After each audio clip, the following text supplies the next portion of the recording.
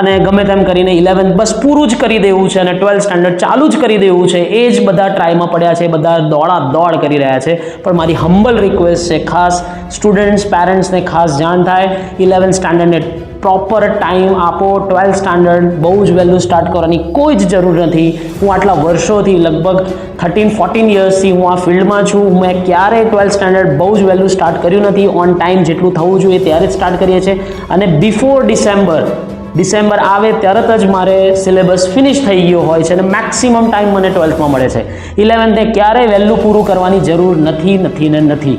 અને 11thને જેટલું સ્ટ્રોંગ કરશો, મેં તમને જે વાત કરી, this is VSQ type, RD Sharma, extra pamphlet, extra questions, મારી એપ્લિકેશન્સમાં જેટલા અલગ સોલ્યુશન્સ ટાઈપ્સ છે, એ બધું જ જેટલું ફાઉન્ડેશન રેડી થશે એટલું તમારું 11th સ્ટ્રોંગ થશે. 11th અગર મેથ્સ સ્ટ્રોંગ હે તો 12th મેથ્સ પણ તમારું સ્ટ્રોંગ થશે, બિકોઝ 12th મેથ્સમાં 100 out of 100 લાવો હોય, 80 out of 80 લાવવા છે તો કોઈનાથી બી ઇઝી લેવલથી થઈ શકે એમ છે, પણ એના માટે 11th સ્ટ્રોંગ હોવું જરૂરી છે. તો ખાસ આ મારી નમ્ર વિનંતી છે બધા સ્ટુડન્ટ્સ, પેરેન્ટ્સ, ટીચર્સને કે આ વસ્તુ ધ્યાન રાખજો. 11thને સિરિયસલી લેવું પડશે. Okay, thank you.